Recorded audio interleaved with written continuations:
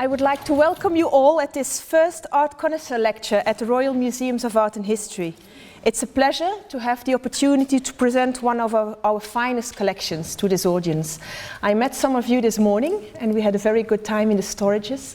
And so today I'm going to introduce to you one of the most valuable collections of this museum. My name is Nathalie Vandeperre. I have to introduce myself, as I will do with the other lecturers later. My name is Nathalie Vandeperre and I'm the curator of the East Asian collections in this museum, meaning the Chinese, Japanese and smaller Korean collections. Let's start. The collection of Japanese woodblock prints in this museum is certainly not the largest outside Japan, but it counts among the ones that are best preserved. Today, the collection totals over 7,500 prints and over 700 illustrated books. Like most Western collections, it all started in the last decades of the 19th century. The museum authorities were displaying a growing interest in Japanese art, mainly in Japanese painting and printing. This was, of course, strongly influenced by the general interest in Japanese aesthetics in Western Europe and the upcoming Japonism. This fascination for Japan originated in Paris, but soon spread to other capitals, such as Brussels. For the introduction of Japanese art in Brussels specifically, and later in the museum collections, two men will show to be of major importance. The first one is Siegfried Bing, and the second one is Edmond Michotte. Siegfried Bing probably doesn't need any introduction to collectors as you are. His name certainly rings a bell. He was the most important art dealer for Far Eastern art in Paris from 1878 on, and he played a crucial role in the introduction of Japanese art in Western Europe. The other name, Edmond Michotte, probably sounds less familiar, but he will later be the most important collector for our collections. At that time, he owned the largest private collection of Japanese art in Belgium. Together, these two men would organize an exhibition that later would be a turning point for Japanese art lovers in Brussels. On February 2nd, 1889, they opened a commercial exhibition at the Cercle Artistique et Littéraire in Brussels. The exhibition, with 36 paintings and 144 ukiyo-e prints by the great masters such as Utamaro, Hokusai, Hiroshige and Harunobu, and all of these prints from the collection of Siegfried Bing. The Belgian government, not this museum, but the Belgian government decided to buy several Japanese paintings at this exhibition. And later on, they turned to Bing in Paris to buy the very first Japanese prints that would enter this collection later. Again, it was Edmond Michotte, the collector who helped to organize the exhibition at the Cercle Artistique et Littéraire, who helped to make the selection of prints. In total, the government acquired 276 prints and 27 illustrated books. They will appear in the inventories of the museum only in 1921, but this acquisition is crucial since it's the foundation of our present collection of ukiyo-e. The selection obviously intended to develop a panorama of ukiyo-e, and that's why they needed the advice of Edmond Michotte, who had a collection himself and who knew a lot about Japanese prints. And the selection they made concentrated mainly on 18th century prints and landscape prints of the beginning of the 19th century. So a very, I would say, safe and classic selection. I have here, of course, it's a PowerPoint. It's not the same quality as the real ones. I made a selection out of the first prints that they bought. Like these two Harunobu prints, Suzuki Harunobu for ukiyo-e is very important because he's the first one to have made the full color prints for commercial use around 1765. And these, I chose two prints out of a series of 8 views. It's in fact a classical Chinese theme, a theme from Chinese painting, with the 8 views of Xiao and Xiang rivers that is here transposed here to the life of the courtesans in Edo, which is present Tokyo. The first one is called the Autumn Moon, which is one of the 8 themes, and it's here depicted it through the mirror in which the courtesan is looking while she has her hair done, is the idea of the moon, and the autumn, of course, is symbolized by the grass that we see peeping through the window. And the second one, the 8 views of the 8 views, is the evening bell. Usually, it's the bell, it's a temple bell in the mountains that is depicted. In this case, it's a courtesan that just took a bath. She's wiping her ear and wearing a light yukata after the bath, with her assistant looking over her shoulder to the clock that is inside the house. They also bought Utamaru prints, like the one on the left, where you see the way the picture is taken. You see there's a light mica ground, and also Utamaru, of course, he was the artist that really became the most famous for female portraits, but also for women as mothers. And the second one they bought is one of his prints where he depicts a woman in her role as a mother. Sharaku prints, which is not very classic because the kabuki actor prints were less popular in the West at the beginning. Toyokuni prints, again, Bijin ga, or prints of beautiful women. And then, as I said, landscape prints from the 18th century, again, a very famous name, Katsushika Hokusai, with a selection, not all of them, but some of the 30 views of Mount Fuji that they bought in this very first acquisition in 1898.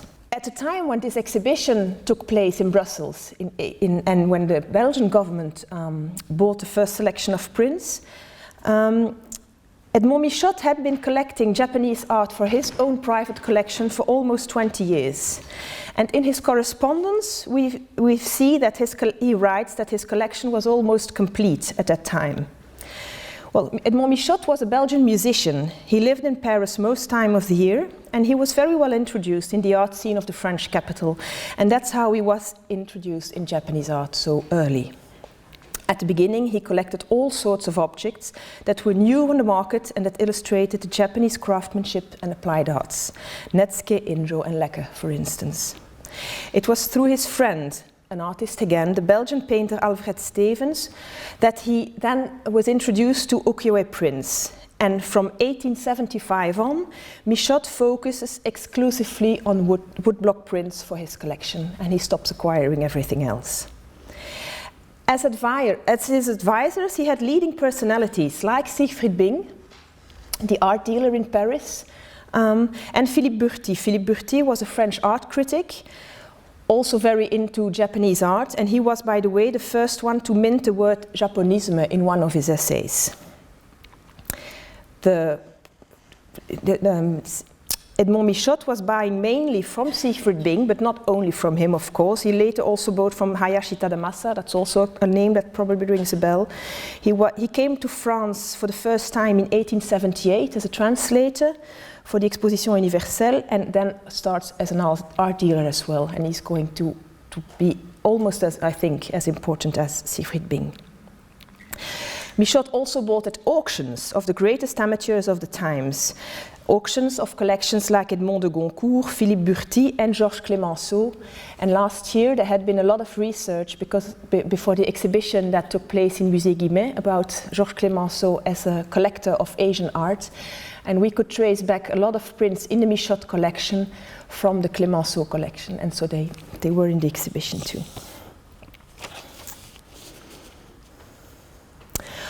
Although Michotte claims in his letters that his collection is complete in 1889, it's obvious that he kept buying and improving his collections. For instance, in 1892, he writes to Hayashi to ask him for a series of the 12 Hours of the Green Houses by Utamaru. This series is today one of the eye-catchers of our collection. It's the most beautiful copy in the series worldwide, thanks to the excellent state of conservation of each individual print. I have 3 of them. The first 3 I have on show outside. We made 2 showcases with only 5 prints out of this big collection, but it's so much more obvious, the quality of the prints, than when you see them here on the screen. So in this series of 12, Utamaro depicts a full day and night in the house, the greenhouses, and the greenhouses are the houses where the courtesans lived in the Yoshiwara district in Edo. He depicts them during their occupations throughout the day. The first impressions, like the one our museum owns, was printed on a yellow ground with brass filings. That's the sparkles you see. I don't know if it's very clear on the picture up there. And the title cartouche is in the form of a clock. In the first print, it's the hour of the red. It's midnight almost, and the courtesan standing on the left is going to bed. So she's preparing to go to bed, and her assistant, kneeling on the ground, is folding her clothes. She's going to meet her client, who is of course not depicted. Only the women are interesting for the prints. The second print, it's around 2 o'clock in the night, and she stumbles out of bed. You see that she's holding tissues, and she's holding a little like a candle, searching for her slippers to go to the bathroom. The next hour, they are with the hour of the tiger, which corresponds to almost like 4 o'clock in the morning. 2 courtesans are sitting near a little fire and they are talking. One of them, the one on the right, she's wearing the coat of her client. It's a man's coat, so they're still not asleep. And in the next one, 6 in the morning, the courtesan is seeing out her client, and she's holding up his coat. Of course, he's out of the picture already, but she's holding up his coat for him to leave. And then they can finally go to bed after a long night's work. When they get up in the morning, the hour of the snake, they take a bath. You will see the courtesan standing on the right, who just took a bath. She's wearing a light yukata and she's wiping her ear, and her assistant is bringing a cup of tea. Next, the courtesan sitting in the middle, she still has her hair loose, she has her hair done. The assistant on the left that's holding the comb shows her a love letter, and the other small assistant, the Maiko, she's looking in the mirror. And then they have some time off and they go to a fortune teller. And also the 2 assistants, they are reading each other's future in the hand in the next one. Then they go parading in the main street of Yoshiwara district with their beautiful clothes on. And at 8 in the evening, next one, it's time to go and meet the clients. And we have here an assistant from a tea house. The tea houses were the places where the appointments were made, who's going to escort a courtesan to the tea house to meet her clients. This courtesan is writing a letter around 8 o'clock in the evening, showing it to her little assistant. And at 10, we're almost, it's the 12th print of the series, we see the courtesan who's holding up a cup of sake for her client, who again is not in the picture. And the little Maiko, the little assistant, she's so tired that she's falling asleep already after a long day. So this is really one of the highlights of the collection, and we show it very rarely. Michotte was very concerned about the future of his collection, because it represented for him over 25 years of passionate collecting, and he did not want it to be dispersed in an auction. And he therefore started negotiating with the Royal Museums of Art and History. It was very important for him that Brussels, like all the other important European capitals, would have its own museum of Japanese art. And that's how in 1905 the museum finally acquired Michotte's entire collection, over 6,500 objects in single stroke, and the large majority of them, 4,668 prints. Of course, Michotte also wanted to show this to the public. So he wanted Brussels to have its own museum of Japanese art, but when the first exhibition opened to the public, it was called the Michotte Museum. So he wanted it to be a public collection, but he still gave it his own name. And in fact, the public and the critics were not very impressed by the collection, and Michotte, of course, was very disappointed. The reasons was that Michotte wanted this whole collection to be on show. Also the Indro and the Netsuke, sometimes of lesser quality, to be in the exhibition too, which meant that the average quality of the objects shown was lowered by the selection that he made. And the art critics, on the other hand, they made devastating comments on the prints, because they said the colors were so bright and they insinuated that there were recent prints, recent productions. In other words, they said the collection was too good to be true. And then this collection was put back into storage to show another exhibition. But Michotte, he didn't stop. Even if he sold his own collection to the museum, he was very close to Adolphe Crespin, another Belgian artist who also collected Japanese prints, and convinced him to donate to the museum. And that's how the museum received in 1944 a collection of shunga, or erotic prints. This is one of the Harunobu prints that the critics saw in 1911 in the first exhibition, and where they said that the colors were too good to be true. On top, a shunga print out of the collection of Adolphe Crespin. There was also Emile van den Broek. He was director of the National History Museum. He also collected ukiyo-e prints, and his collection would be acquired by the museum in several steps from 1934 on. And then there was Jules Baumer, who was a curator. It's remarkable today for a curator to have a collection of his own, but in those times he was collecting Japanese print, and his gift was remarkable, especially as an enrichment for the 19th century, as well as Osaka prints. That's a particular type of prints. The main production of Japanese ukiyo-e prints was in Edo, but Osaka also had a very high quality a production of prints, mainly of kabuki theater, and that's what Jules Baumer gave to the museum. And today it appears that the museum, we had a researcher from Osaka last year, has over 800 kamigata-e of really the finest quality, and even quality, she said, is almost, you cannot almost not find in Japan. So that's another part of the collection really to be explored. So also, the collection was constantly enriched and upgraded, even if the critics and the public didn't like it at the beginning, but it somehow stayed under the radar for several centuries. And all of this changed in 1970, when two leading authorities on ukiyo-e decided to visit the museum. One of them was the British Jack Hillier, the other one the American Roger Keyes. And the discovery left such a lasting impression on Roger Keyes that 25 years later, he related it in an essay for the catalogue of a Sharaku exhibition in Japan in 1995. I'm going to read it because it reads Jack Hillier encouraged my explorations and recommended several collections of ukiyo-e in Europe. One was the Musée Royal d'Art et d'Histoire in Brussels. We're speaking 1970. He had never visited there, nor had he met anyone who had. But one never knew, he said, it might be worth a visit.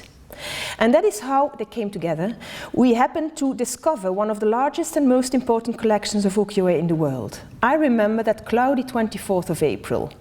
Monsieur Bouchat, he writes conservateur, but he was a technician in the department. Chantal Kozirev was the curator at the time, was a thin elderly man wearing a white laboratory coat. His head was completely bald, as though he had shaved it, and gleamed in the electric light of the storage room with its hundreds of metal drawers in storage cabinets. We went there this morning with some of you. We asked to see Harunobu prints. I could hardly believe my eyes. There were drawers of the most perfectly preserved Harunobu prints I had ever seen, many of them unknown and unique. We asked to see Katsukawa prints, and Monsieur Bouchat showed us drawers of Shunsho prints in perfect condition and color. It was as though we had said, "Open sesame," and entered the Alibaba's cave. Late in the afternoon, just before the museum closed, Monsieur Bouchat asked if we would like to see any Sharaku. We said yes reluctantly, ready to be disappointed. Every museum had a few large heads that looked tired and faded. I was completely unprepared for what we saw. Print after print with perfect color, prints that looked as fresh and bright as they had the day they were printed in 1794. And there were several subjects that we could not remember ever seeing before. And this by a leading authority who had been traveling the world to see collections everywhere. He was telling this in an essay 25 years later. So we were, and I think I have, of course. These are, again, a few of the Harunobu prints. They are really one of the highlights of the collection that Roger Keyes saw. And this one, I showed this morning. This is the one that's in the catalogue. I put it in the showcase outside because, of course, neither this photograph on the screen or the little one in the catalogue shows what it really is. One of the Sharaku prints. The photograph here shows the the mica background. And this is one of the unique Sharaku prints that they found. And this one, and even today they are still unique. So even if there has been a lot of research on it, there are still unique copies of these prints. A few years later, Keyes and Hillier came back to Brussels, and then at the time they stayed for 2 months, during which they viewed the complete collections of Ukiyo-e prints. As a whole, the collection offers a good panorama of Japanese woodblock printing. I have not yet shown you the quality of the surimono, like this one. Surimono are prints that are printed in limited editions, ordered most of the time by poetry clubs, and using the finest quality of paper and printing. We don't have only bijinga, or there's also, it's all samples of the collection, of course. 3 out of the series of the goldfish by Utagawa Kuniyoshi. And we get requests from Japanese editing houses all the time because the copy from this museum, the colors are so bright and they really look pristine as if they had been printed yesterday. Of course, also landscape prints by Utagawa Hiroshige, like these. In reality, the series of 100 views counts 160 prints, and we have been acquiring the missing ones during the last few years. There's only one missing today. I wanted to show it to you because you never know if any of you has one of these left in the back of a drawer. Please, it's the last one. And of course, we have several copies of some of them, going up to 4 copies of one print, and that makes it so interesting.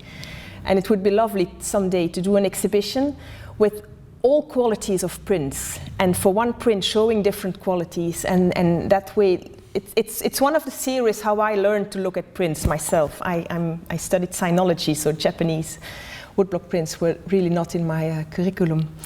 But it really, you learn to look at prints when you see all the differences, and in exhibitions and books you always see the good copies. So sometimes, but anyway, this one missing.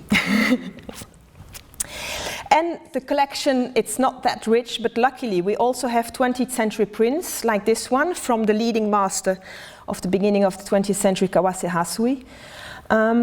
That's quite interesting because at that time Japan had opened to the outside world, and of course the Japanese artists and the traditional artists, they came in very close contacts with new techniques like photography and etching techniques. And they started to practice also the new techniques coming from the West. And then there was this editor, Watanabe Josaburo. He was very concerned that the tradition of ukiyo-e prints, of woodblock printing, would get lost. And then he started again. It's a movement that is now known as Shinhanga, where he really went on publishing prints with artists working the traditional way. So since the discovery in 1970, actually, the collection has been in exhibitions mainly in Japan, which is a pity, of course. In 1972, there was a large exhibition in Japan with the treasures of Western collections, and out of 400 prints, 52 came from the Royal Museums of Art and History. That was thanks to the discovery of Keyes and Hillier at the time. We had a major exhibition of our collection in 1998 for Europalia Japan, in Charleroi. And then my predecessor, Chantal Kozyrev, I have it here, opened a new museum for Japanese art in Laken, in buildings that you may have seen but not visited lately. The Chinese pavilion that you see on the left and the Japanese tower that you see on the right. They were a project by our late King Leopold II, built at the beginning of the 20th century. And there was this very small, unexplored building at the back of the Chinese pavilion where we opened a museum for Japanese art in 2006. And in this museum there was this gallery for ukiyo-e prints where we would show a rotating exhibition of ukiyo-e prints. Unfortunately, we had to close the museum in October 2013. So for the Chinese pavilion it's sad because it's exactly 100 years after it was first opened to the public. We had to close it for restoration work. There's not much news from that side so far. And that's, I think, and that's the main idea and the conclusion, I think, of this lecture. I've said that it's one of the hidden treasures of the museum. They have been hidden, the prints, of course, for decades in the 20th century, and today also they are hidden again in the storerooms of the museum. But I think even if they were hidden in the storerooms, the collectors, as well as my predecessors, they have continuously enriched and studied the collection. And today, with the closing of the Museum of the Far East, the ukiyo-e collection is again hidden in the storerooms of the museum, but I think it's extremely important to keep it alive by talking about it, introducing it to art lovers, as you are, enriching it and showing it to the public through meetings or private viewings like I did this morning. And maybe, hopefully today, a new exhibition soon. Thank you.